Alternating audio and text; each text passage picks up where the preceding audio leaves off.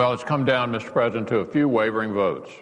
That's what this year-long debate has come to.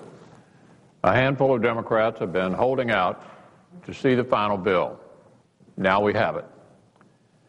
And anyone who is waiting to see what the final bill meant for government spending should vote no, because the bill spends even more.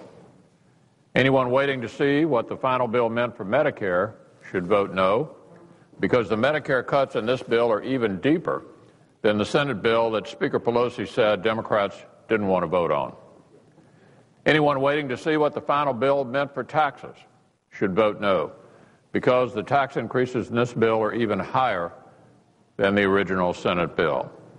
Anyone waiting to see what the final bill did to the cost curve should vote against this bill, because this bill is likely to bend the cost curve even further than the Senate bill, up, not down.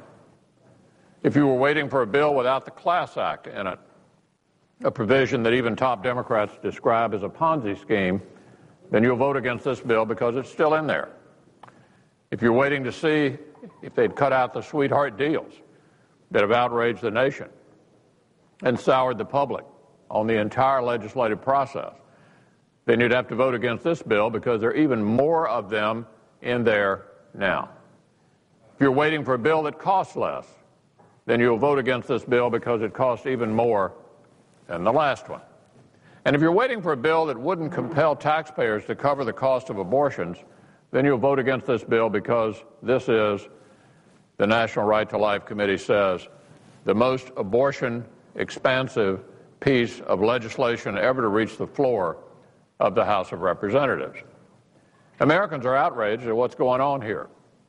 A bill that aims to shift a major segment of our economy into the hands of government, and which accomplishes that goal by imposing crushing burdens on already struggling seniors, middle-class families, and small businesses, is being rammed through Congress against the clear will of the public. No amount of spend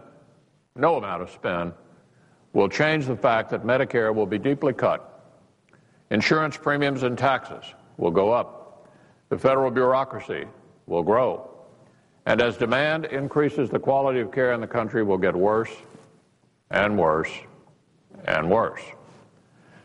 Taking a bill that House Democrats are too embarrassed to vote on, adding more than $50 billion in new taxes, slashing $60 billion more from our seniors' Medicare, and keeping sweetheart deals may make some Washington Democrats giddy, but it's not reform.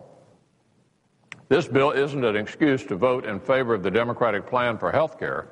It's a reason to vote against it. Anyone who votes for this bill is clearly less concerned about responding to their constituents than responding to the pressure tactics of Democratic leaders here in Congress. Some have concluded that there's more merit in following the cajoling voices in Washington than the clear voices, the very clear voices of their constituents back home. More merit in choosing side with Democratic leaders in their quest to ram this bill through over the wishes of the American people. Some may argue that the details we've seen since yesterday are reason to support it. But if anything is clear in this debate, it's that yesterday's CBO score is conclusive proof that this health care bill is completely unsalvageable. This is something the American people realized a long time ago. And now they're counting on the final holdouts to vote on their behalf this weekend. Now that they've seen the final bill, they can't understand why anyone would do otherwise. Mr. President, I suggest the